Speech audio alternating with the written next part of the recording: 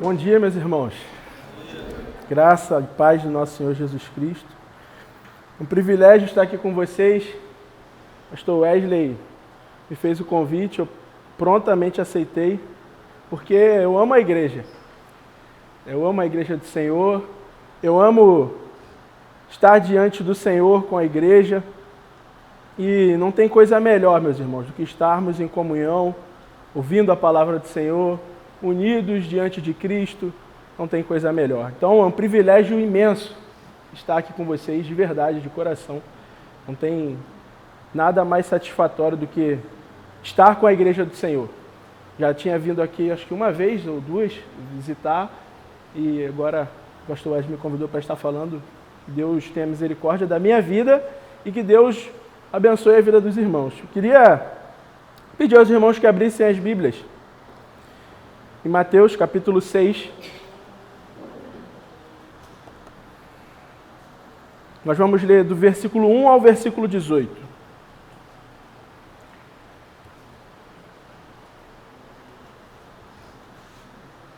Deixem aberto a Bíblia, porque antes da gente ler, eu queria falar um pouco a respeito do que está acontecendo no livro de Mateus. Esse texto que a gente vai ler, ele está localizado no capítulo 6 de Mateus e ele trata a respeito da continuação do Sermão do Monte. Sermão em que Jesus ele está falando ao povo. E no capítulo anterior, porque às vezes a gente acha, ou pode cair no erro de achar que a Bíblia ela é uma história desconectada, e na verdade não é. Esse texto que nós vamos ler, ele é uma continuação da fala de Jesus. Está aí dividido em capítulo e versículo para que a gente se entenda. Imagine se fosse um livro sem capítulos e sem versículos, se a gente tivesse que achar isso aqui. Seria muito mais difícil. Mas graças a Deus, a Bíblia é organizada dessa forma e a gente consegue se localizar. O sermão de Jesus ele é um só, ele vem falando a respeito de assuntos muito importantes. Como, por exemplo, no capítulo 5, Cristo fala que ele não veio para abolir a lei, mas para cumpri-la. A lei finaliza em Cristo, ela é consumada em Cristo. Depois ele vai falar também sobre aspectos práticos sobre isso. Vai falar sobre como lidar com a ira, com a questão da vingança, com a questão do adultério, com o amor aos inimigos e etc. Então, o capítulo 6 ele é a continuação disso. E Mateus escreve mostrando para aqueles homens como eles deveriam viver no reino de Deus. Como que os crentes vivem no mundo? Nós podemos aprender isso lendo o Sermão do Monte. Então eu queria que vocês lessem comigo a partir do verso 1 do capítulo 6. Assim diz a palavra do Senhor. Evitem praticar as suas obras de justiça diante dos outros, para serem vistos por eles.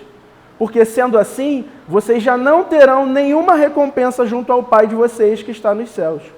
Quando, pois, você der esmola, não fique tocando a trombeta nas sinagogas e nas ruas, como fazem os hipócritas, para serem elogiados pelos outros. Em verdade, lhes digo que eles já receberam a sua recompensa. Mas ao dar esmola, que a sua mão esquerda ignore o que a sua mão direita está fazendo, para que a sua esmola fique em secreto. E o seu Pai, que vê em secreto, lhe dará a recompensa.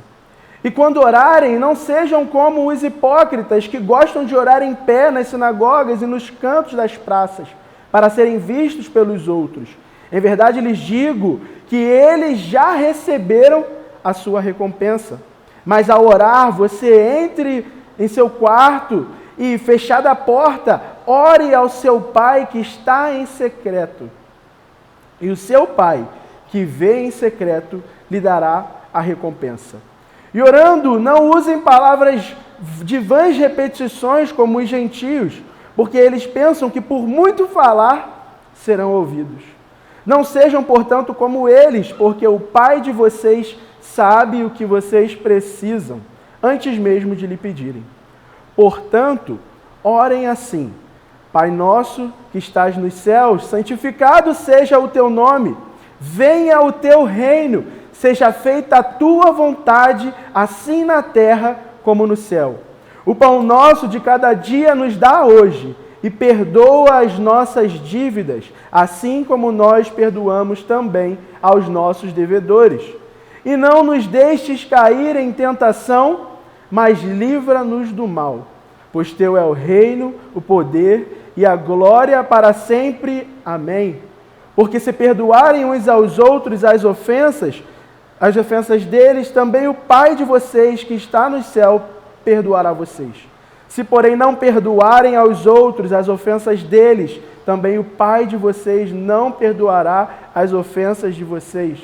Quando vocês jejuarem, não fiquem com aparência triste, como os hipócritas, porque desfiguram o rosto a fim de parecer aos outros que estão jejuando. Em verdade, lhes digo que eles já receberam a sua recompensa. Mas você, quando jejuar, unja a cabeça e lave o rosto, a fim de não parecer aos outros que você está jejuando, e sim ao seu Pai em secreto, e o seu Pai que vê em secreto lhe dará recompensa. Nós te louvamos, Senhor. Te louvamos porque a sua palavra é Deus falando conosco. Nós louvamos o teu nome, Senhor, porque o Senhor se comunica com homens, mulheres, pecadores, Senhor, chamando-os ao arrependimento, direcionando a vida ao único caminho, Cristo Jesus, nosso Senhor. Louvado, engrandecido seja o teu nome. Que nessa manhã o Senhor possa transformar corações. Que nessa manhã o Senhor nos chame ao teu evangelho, para a honra e glória do seu nome. Em nome de Jesus, Senhor. Amém. Meus irmãos, esse texto que nós acabamos de ler, ele é muito profundo. E eu peço que depois vocês continuem a leitura, releiam o texto, porque tem muita coisa a ser falada aqui, tem muita coisa importante, e eu fico pensando nisso às vezes. Existem, em cada bloco que a Bíblia organiza, a gente poderia ficar ali semanas, meses, meditando no que o Senhor tem para nós ali. E é um grande desafio, diante da palavra de Deus, observar o que está sendo ensinado e falar a respeito do que é fundamental. Porque a gente poderia ficar falando sobre várias coisas aqui, eu poderia falar sobre vários pontos do texto com vocês, mas a minha intenção hoje é falar a respeito do que é fundamental. A respeito do que parece que Mateus está orientando esses irmãos a permanecerem com o seu coração em Cristo. O texto, ele dá basicamente para a gente 3 exemplos de como os discípulos devem viver no reino de Deus. Como eles não devem viver como os hipócritas. E vocês vão perceber que Mateus ele faz essa comparação várias vezes, citando o que Jesus falou, escrevendo o que Jesus falou. Não sejam como os hipócritas. Não repitam o que os hipócritas fazem. Não orem como os hipócritas. Não falem como os hipócritas. E, particularmente, quando leio textos como esse, eu fico pensando quem eu sou no texto. Eu falo, Senhor, quem eu sou aqui? Normalmente eu quero ser o bonzinho, quero ser o mocinho da história. Mas, todas as vezes que eu leio a palavra de Deus, eu percebo que, na verdade, eu sou o hipócrita. Eu sou aquele que não sei orar, eu sou aquele que não dou esmolas, eu sou aquele que não jejua, eu sou aquele que... Eu sou um hipócrita, no fim das contas. E graças a Deus, por Jesus Cristo e pela sua palavra, porque o que Ele está fazendo conosco nessa manhã está dizendo assim, deixe de ser um hipócrita e passe a viver para o reino de Deus, com tudo que você tem. Deixe de ser um hipócrita e deixe de colocar o seu coração nas coisas que não são fundamentais. Retorne ao fundamento. Esteja firmado em Cristo, como nós cantamos. Existe um texto na Bíblia, 1 de João, capítulo 3, do 7 ao 10, ele vai falar a respeito de como viver na justiça. E é isso que Mateus ele inicia falando. Evitem praticar as obras de justiça diante dos outros para serem vistos por eles. Porque, sendo assim, vocês já não terão nenhuma recompensa junto ao Pai. João, quando ele escreve a sua primeira carta, a sua primeira epístola, ele diz assim: filhinhos, não vos deixei enganar por ninguém. Aquele que pratica a justiça é justo, assim como ele é justo. Aquele que pratica o pecado procede do diabo, porque o diabo vive pecando desde o princípio. Para isso se manifestou o Filho de Deus, para destruir as obras do diabo. Todo aquele que é nascido de Deus não vive na prática do pecado, pois o que permanece nele é a divina semente. Ora, esse não pode viver pecando, porque não é nascido de Deus. Nisto são manifestos os filhos de Deus e os filhos do diabo. Todo aquele que não pratica a justiça não procede de Deus, nem aquele que não ama o seu irmão. João ele está confirmando aquilo que Mateus está escrevendo, aquilo que Jesus ensinou, dizendo assim: aqueles que não praticam obras de justiça, ou seja, aqueles que não são igual àquele que é justo. Quem é justo? Cristo. Aqueles que não caminham como Cristo caminhou, eles não são de Deus. Aqueles que não obedecem à vontade do Senhor e os mandamentos que Deus estabeleceu na sua palavra, eles não são do Senhor. E há algo fundamental para a nossa vida nessa manhã, para a minha vida, para a vida dos irmãos, que é o que Mateus ele vai falar no final do seu capítulo, que é a respeito tem a ver a respeito do nosso coração. Onde está o nosso coração diante do que Deus tem falado conosco? Porque nós podemos ser um hipócrita facilmente, estando diante da palavra de Deus. E a gente vai ver isso, porque ele dá 3 exemplos a respeito de como nós não devemos ser e como nós devemos ser. O que nós não devemos fazer e o que nós devemos fazer. O que nós não devemos fazer a gente já viu, nós não devemos ser como os hipócritas. E o nosso coração, ele deve estar em Cristo. Jonathan Edwards, ele tem uma frase muito bonita. Ele fala assim: nenhuma mudança significativa na vida acontece enquanto o coração não é profundamente afetado. Não é à toa que quando Deus ele fala aos homens, a palavra de Deus ela fala que ele vai nos dar um novo coração. Ele vai nos dar um novo coração que agora glorifica ao Senhor. Antes nós não glorificávamos, estávamos perdidos em nossos pecados. Agora, Deus nos dá um novo coração. Um coração que é capaz de glorificar o Senhor. Com obras de justiça. Não porque nós somos bons, mas porque Cristo é bom. E transformou a nossa vida. Então, a gente vai perceber que Mateus está escrevendo todo o seu livro para que esses irmãos eles vivam uma vida diante de Deus. Para que eles façam tudo o que eles fizerem na vida deles diante de Deus, como quem está diante do Senhor Todo-Poderoso. E a primeira coisa que ele vai dizer para esses irmãos é a respeito da esmola. Ele vai escrever a respeito do que Jesus falou, do versículo 2 ao versículo 4. Ele diz assim: quando, pois, você der esmola, não fique tocando trombeta nas sinagogas e nas ruas, como fazem os hipócritas, para serem elogiados pelos outros. Em verdade, lhes digo que eles já receberam a sua recompensa. Porque era costume naquela época, os fariseus, eles, ao darem esmola, anunciarem o que estavam fazendo. Anunciarem, dizendo que, no fundo, o que eles queriam dizer? Eu sou bom, eu sou justo. Vocês veem como eu sou bom e justo? Eu dei esmola. Eu contribuí na vida desse incapaz.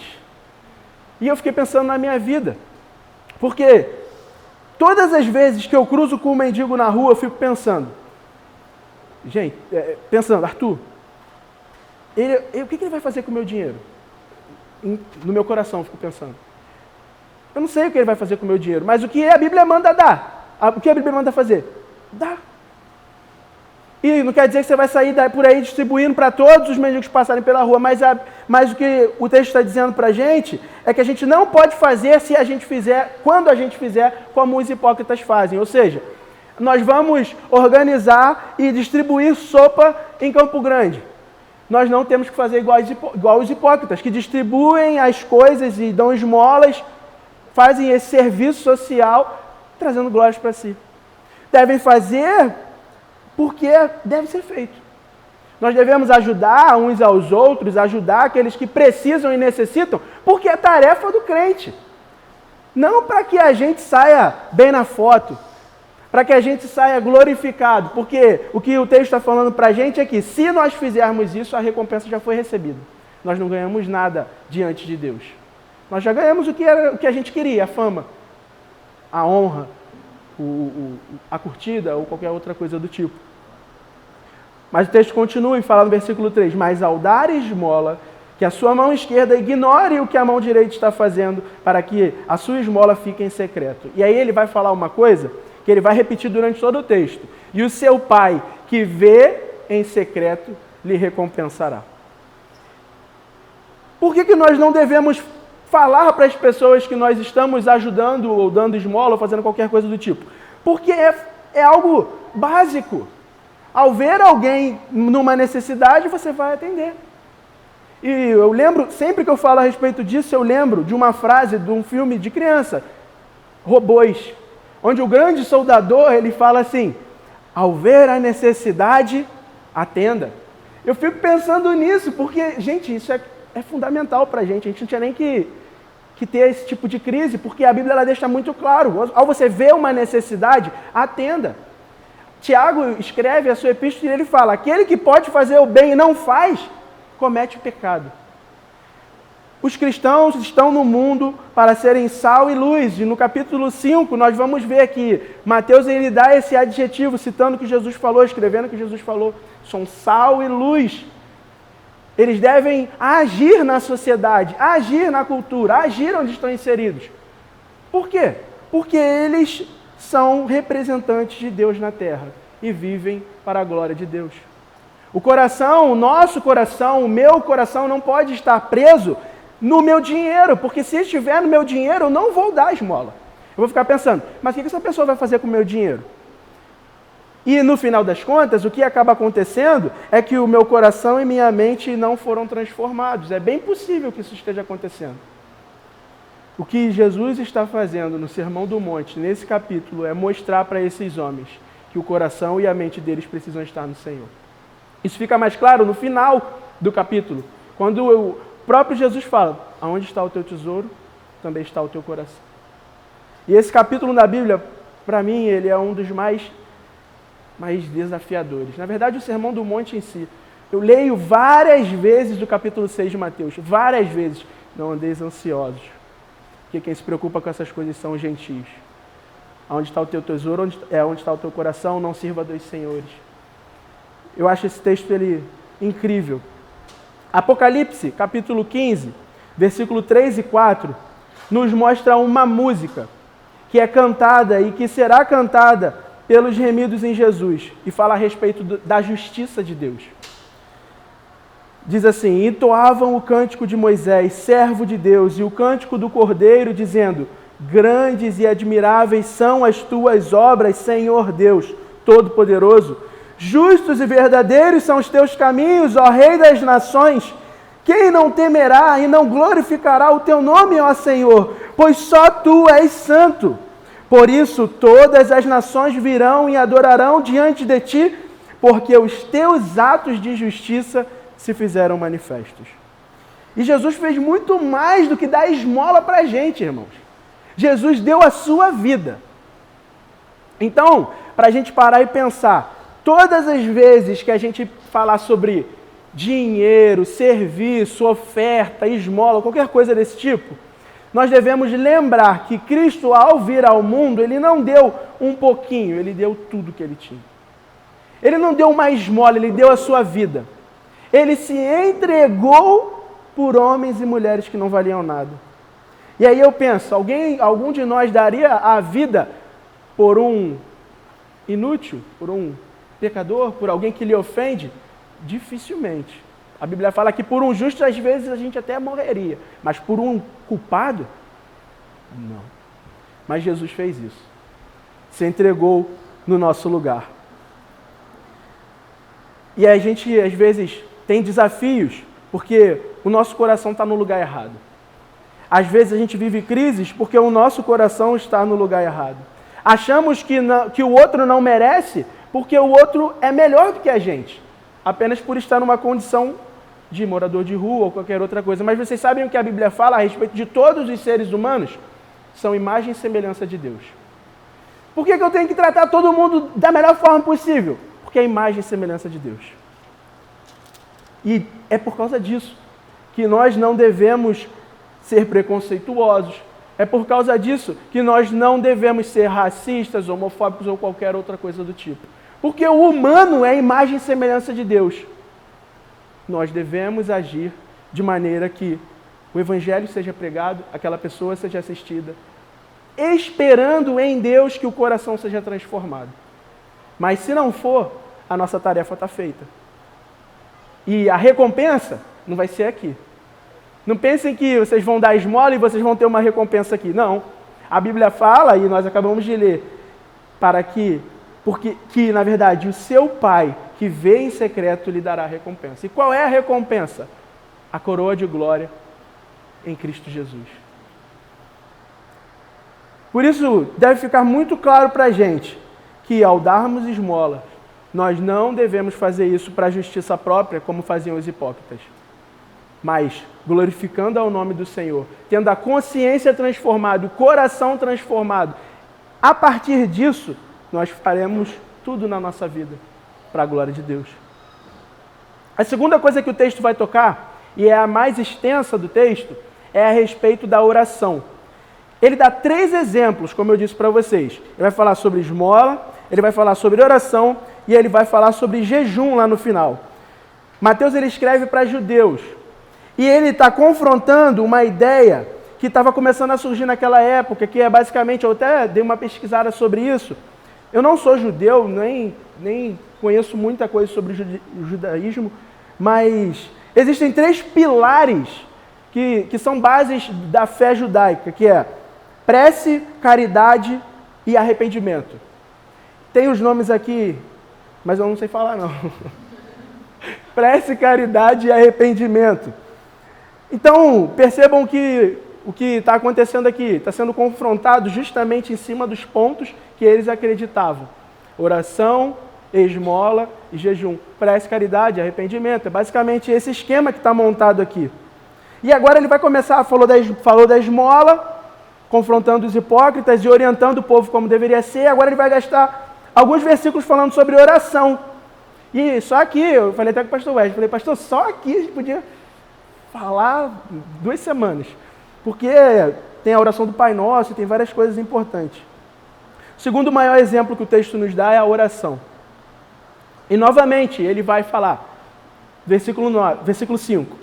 E quando orarem, não sejam como os hipócritas, que gostam de orar em pé nas sinagogas e nos cantos das praças, para serem vistos pelos outros.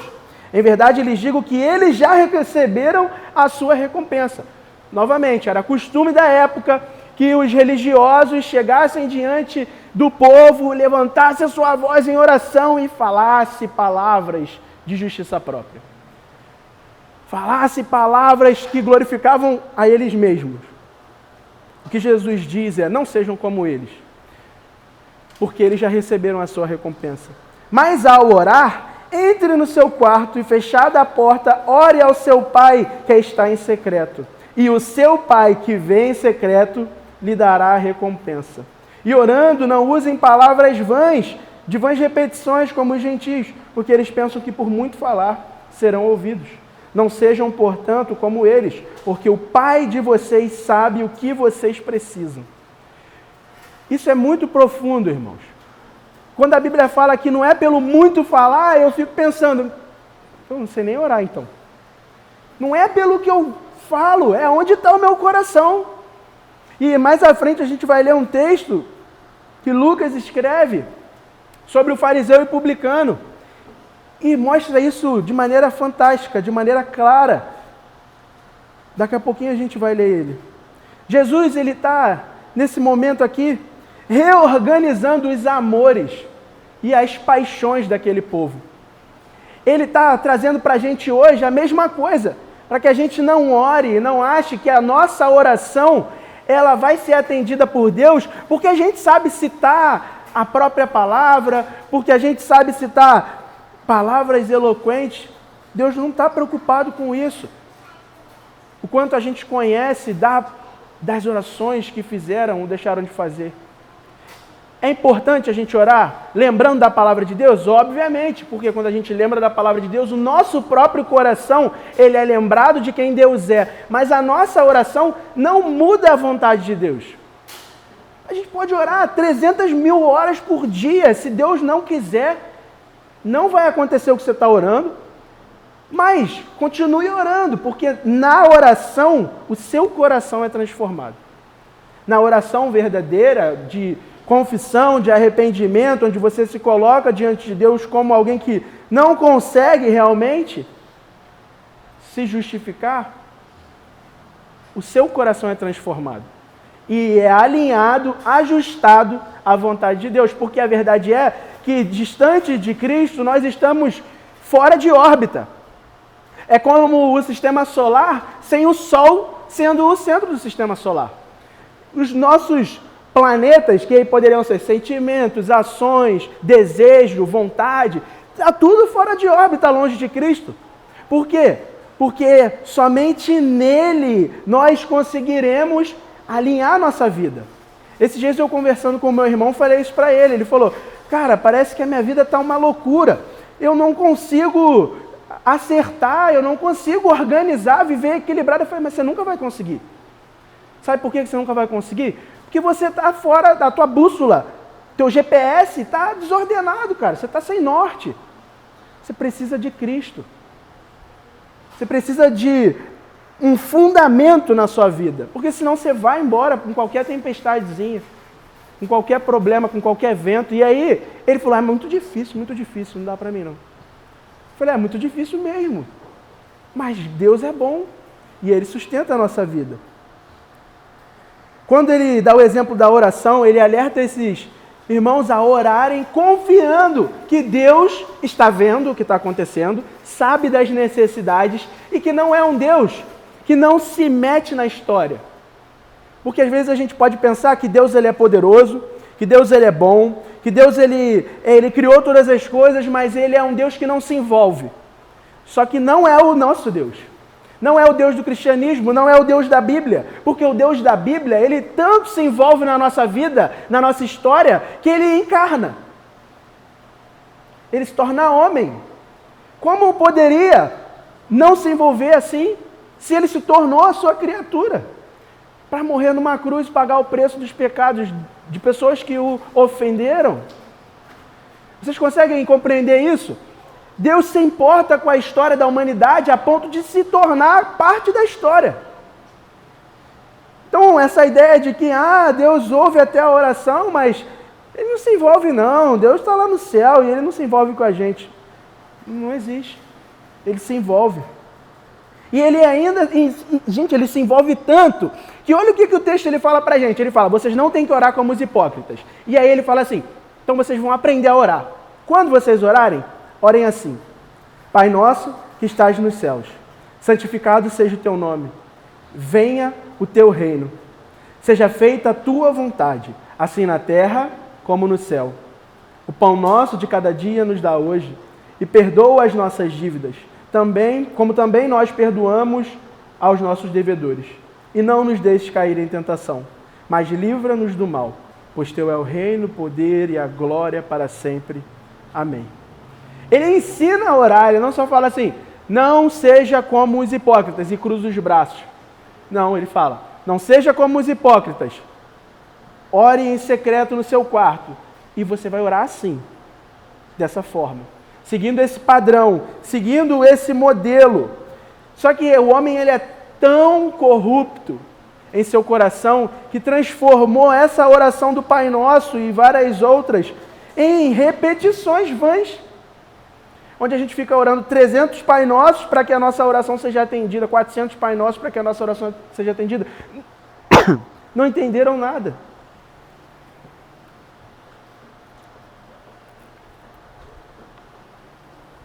Porque na verdade não é a quantidade de palavras, não é a repetição das palavras, é onde está o seu coração.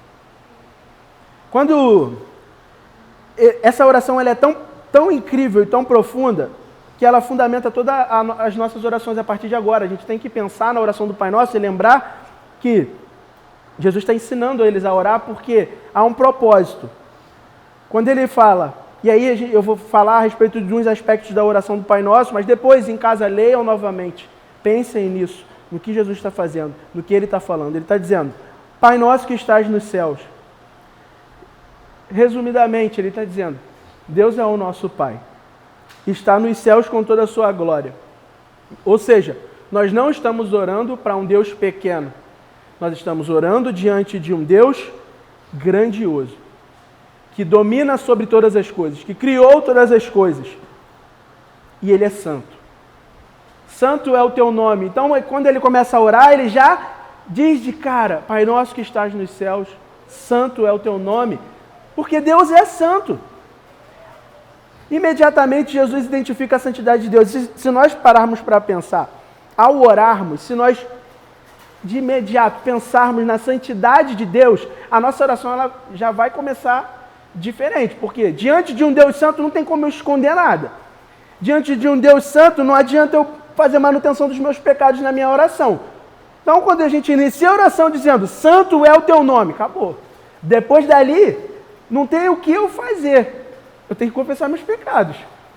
Eu tenho que abrir meu coração para Ele, porque Ele é santo. E Ele está nos céus. Venha o teu reino. A oração modelo ordena que clamemos pelo reino de Deus, pela manifestação de Deus na terra. A igreja é a manifestação de Deus na terra. Venha o teu reino. Como que o reino de Deus ele vai ser conhecido? O pastor Wesley orou aqui, que Campo Grande seja impactada pelo teu poder. Usa-nos, somos nós que vamos trazer o reino de Deus a Campo Grande. Porque Cristo veio ao mundo anunciando o reino de Deus. Morreu e ressuscitou ao terceiro dia. E agora, a missão da igreja é pregar o evangelho. Anunciar o reino de Deus. O pão nosso de cada dia. E aí eu fico pensando sobre isso todas as vezes que eu vou comer. Porque eu gosto muito de comer. E se eu não tomar cuidado, eu quero comer o pão da semana toda num dia só. Eu quero comer 4 pães e encher minha barriga. Mas o que a oração está dizendo para a gente é o pão nosso de cada dia nos dá hoje. Está lembrando eles, sabe do quê? Lá do maná que desceu do céu, que eles não podiam guardar para o dia seguinte. Trazendo para eles a confiança de que Deus dá a porção necessária para cada dia. O pão nosso de cada dia nos dá hoje. Perdoa as nossas dívidas. Aí, ele vai falar sobre perdão, porque Deus é santo, nós somos pecadores e necessitamos de perdão. Perdoa as nossas dívidas. Assim como perdoamos os nossos devedores. Aí já começa a ficar difícil de novo. A gente vai falar, caramba, às vezes a gente tem dificuldade de perdoar, como é que a gente vai pedir perdão a Deus? E se nós fomos alcançados pelo perdão, por que a gente não perdoa? Se nós fomos alcançados pelo perdão de Deus, é hipocrisia da nossa parte não perdoar, independente do que o outro fez com a gente. É duro, mas é verdade. Ninguém vai falhar conosco mais do que nós falhamos com Deus. Ninguém vai ofender tanto a nossa vida quanto nós ofendemos com os nossos pecados a santidade de Deus. A pessoa pode fazer o que for com você, não chega aos pés do que fizeram com Cristo na cruz. E o que Deus está dizendo para a gente é, perdoa como você foi perdoado. E Ele está dizendo que a gente tem que orar isso. Perdoa as minhas dívidas como eu perdoo os que me ofendem. Se eu não perdoo os que me ofendem, provavelmente eu não entendi o perdão que eu recebi da parte de Deus. Isso é muito importante, gente.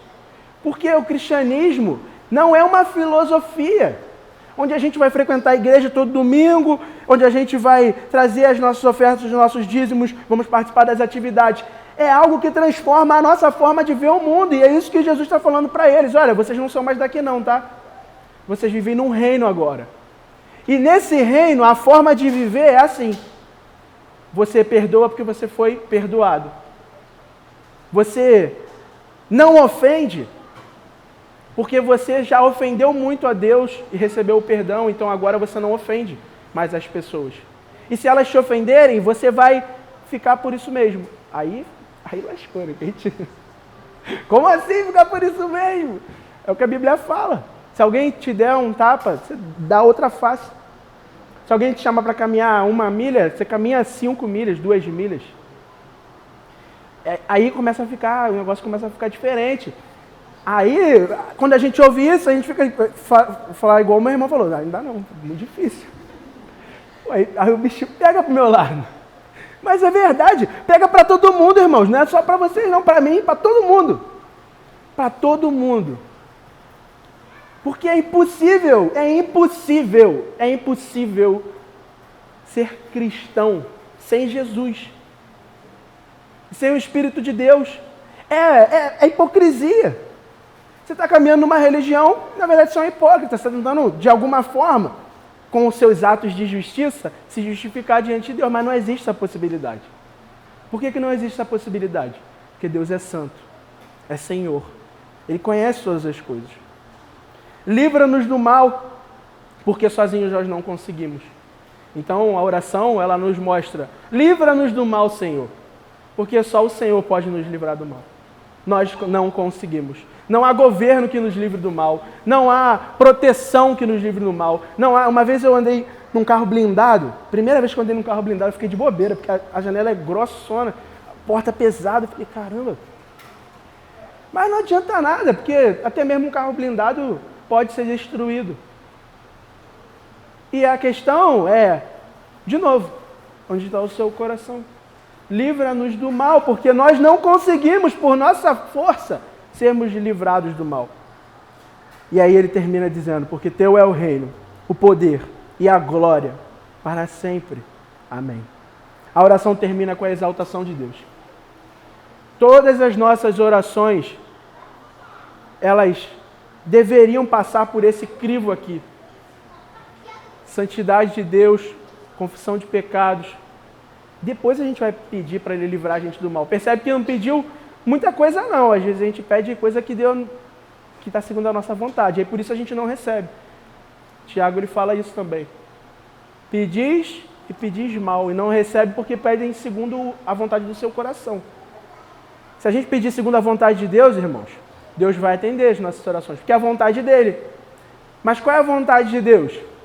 Que a gente perdoe os nossos inimigos, que a gente dê esmola sem glória para nós mesmos, que a gente ore no quarto em secreto, sabendo que Deus, Ele sabe o que a gente precisa, que a gente não ande ansioso, que a gente, ao jejuar, não ache que esse jejum ele está transformando a nossa ausência de comida, de bebida ou de qualquer coisa desse tipo em glória para nós. Vocês percebem como isso é completamente diferente da postura dos fariseus?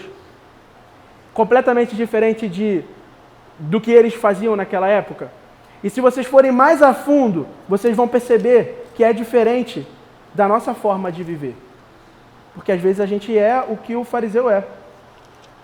Tem uma música do Mauro Henrique, o nome dela é Herege. Depois ouço. Todas as vezes que eu ouço aquela música eu fico assim, Senhor, tem misericórdia da minha vida. Senhor, tem misericórdia da minha vida. Porque na verdade sou eu que sou o herege. O hipócrita, o fariseu, mas Deus é gracioso, irmãos. E transforma hipócritas em servos. E transforma fariseus em anunciadores do Evangelho. Ele é o Senhor. Abram aí comigo, Lucas, capítulo 18.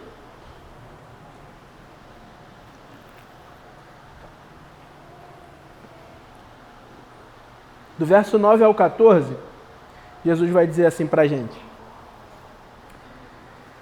Jesus também contou essa parábola para alguns que confiavam em si mesmos, por se considerarem justos e desprezavam os outros. A parábola é a seguinte. 2 homens foram ao templo para orar. Um era fariseu e o outro era publicano.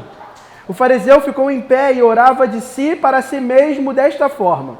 Ó Deus, graças te dou, porque não sou como os demais homens, roubadores, injustos e adúlteros, nem ainda como este publicano. Jejuo 2 vezes por semana e dou o dízimo de tudo que ganho. O publicano, estando em pé, longe, nem mesmo ousava levantar os olhos para o céu, mas batia no peito, dizendo: ó Deus, tem pena de mim, que sou pecador. Digo a vocês que este desceu justificado para a sua casa, e não aquele. Porque todo que se exalta será humilhado, mas o que se humilha será exaltado. O que esse texto lhe mostra para a gente é que não adianta nós acharmos que diante de Deus nós temos capacidade de argumentar, porque Ele é o juiz de toda a terra. E aí eu fico de bobeira quando eu leio esse texto, porque se eu fosse ler, eu ia falar assim, pô, o fariseu ora bem pra caramba. Bonitona a oração dele.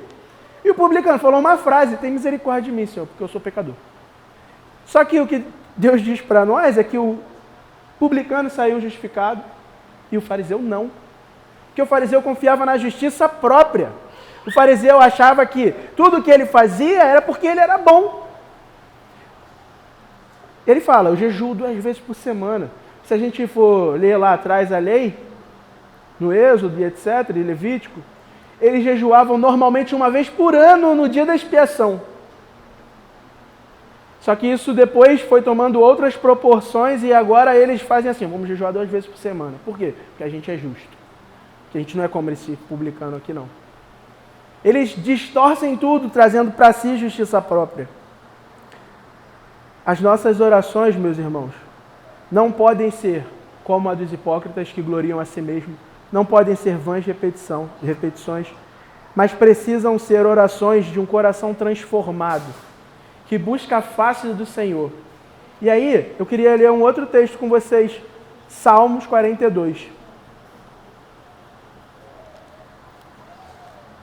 Porque quando eu penso em oração, eu lembro logo dos Salmos. E olha o que o Salmo 42 ele diz para a gente.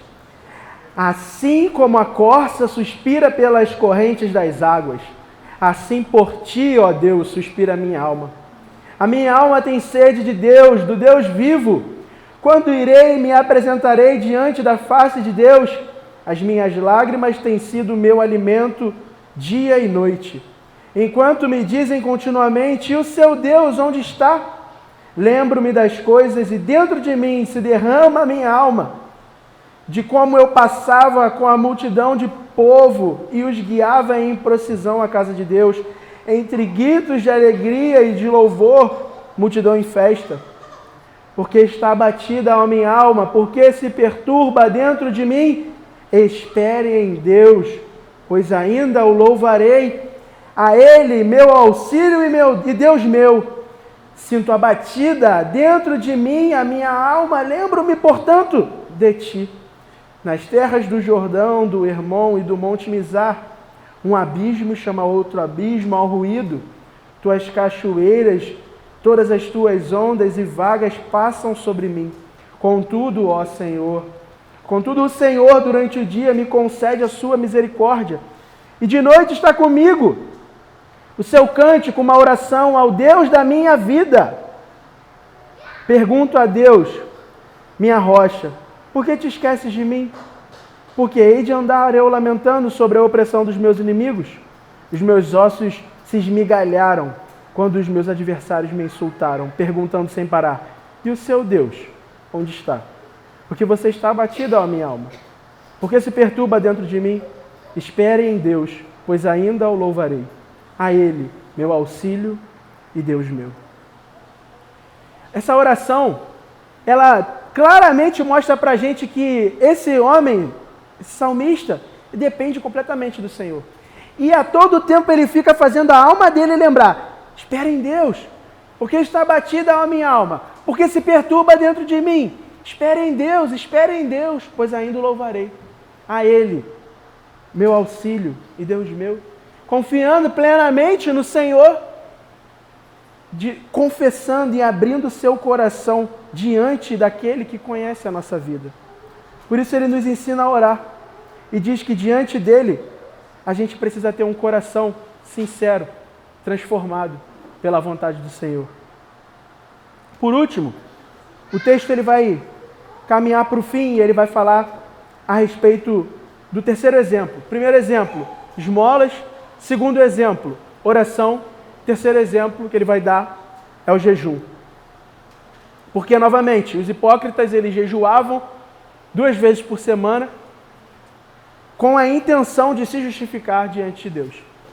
Eles faziam isso faziam isso da seguinte forma, eles às vezes se maquiavam e faziam cara de triste, para que as pessoas vissem que eles estavam com cara de quem não estava dormindo ou que não estava comendo, falando assim, por que você está assim, meu irmão? Estou jejuando. Vocês estão rindo? Estou no propósito. Às vezes a gente ouve algumas coisas assim. O que a Bíblia fala para a gente é que a gente não deve ficar com aparência triste, porque o que a gente faz para Deus, diante de Deus, é assunto de Deus e da gente. A nossa oferta a Deus é assunto nosso, com Deus, e a gente serve aos outros com o nosso dinheiro. A nossa vida de oração, de jejum, de santidade, ninguém precisa saber que você está jejuando. Você não precisa chegar e falar, estou jejuando. Faça isso e que Deus o recompense. Porque o teu coração está em quê? Novamente. Teu coração está onde? Está na glória que os outros vão te dar, achando que você é uma pessoa, ele está jejuando, ele é santo. Isso é característica dos falsos mestres. Os falsos mestres é que tinham esse desejo de mostrar piedade. Eles faziam isso para mostrar a aparência de homens piedosos. E usavam da piedade para barganhar com as pessoas, para que elas o seguissem.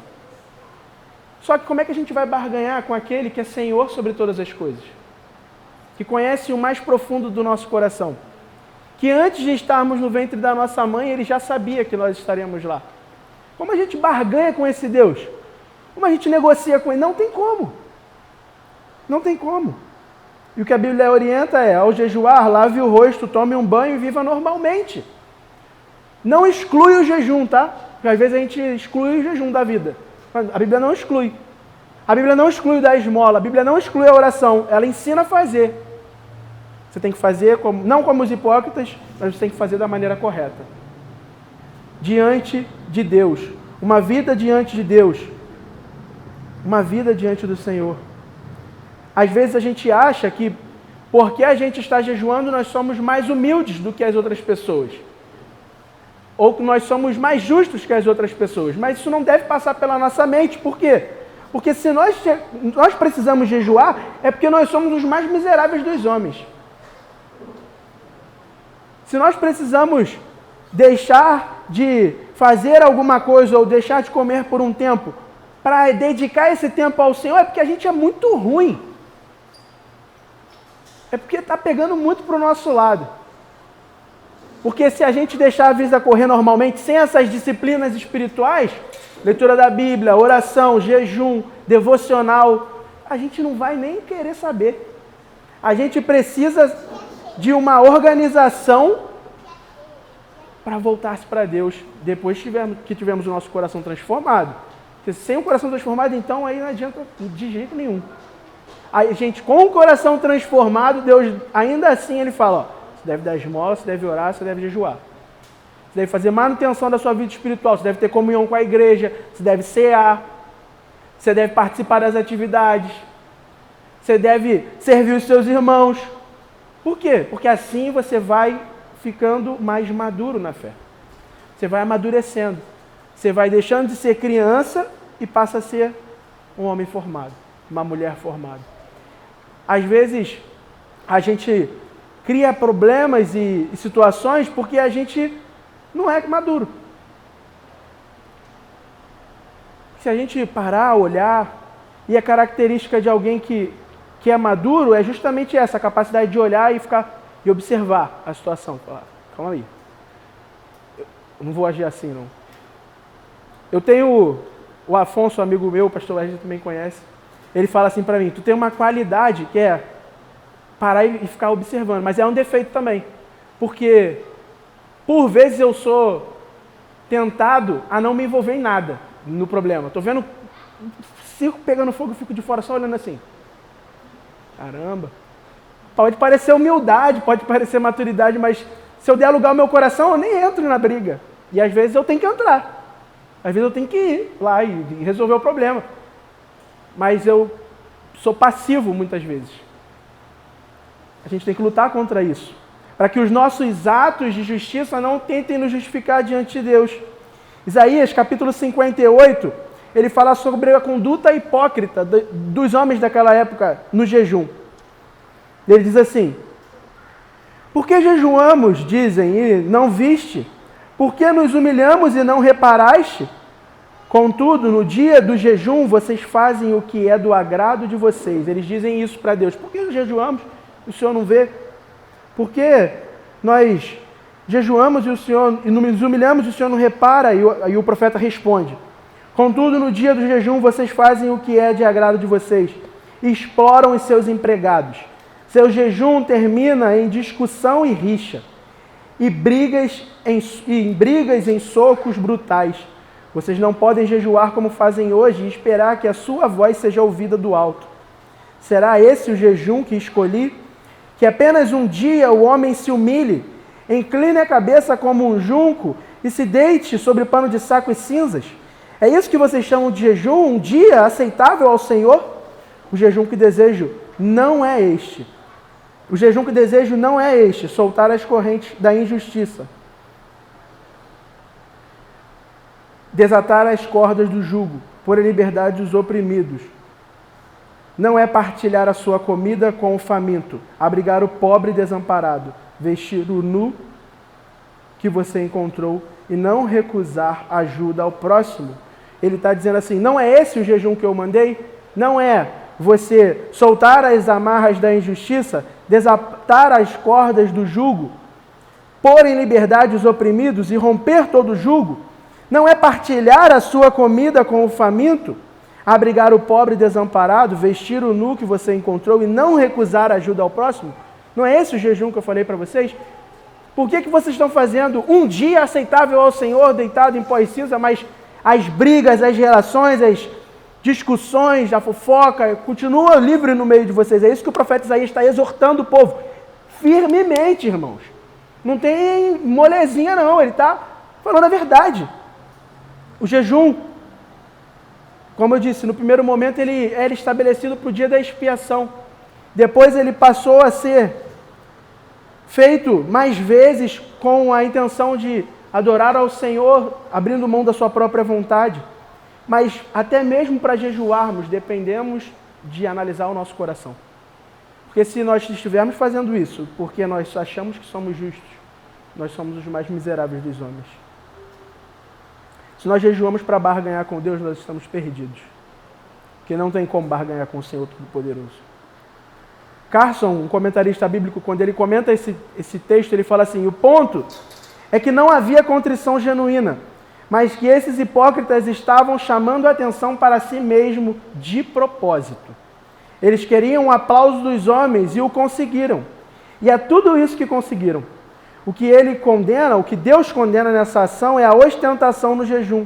Além disso, ele proíbe qualquer sinal de que se iniciou um jejum, porque o coração humano é tão confuso em seus motivos que o desejo de buscar a Deus será enfraquecido pelo desejo do aplauso do homem, corrompendo assim o jejum.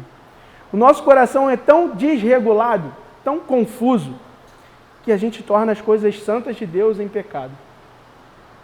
Portanto, meus irmãos, jejuem como disciplina espiritual. Busquem a face do Senhor.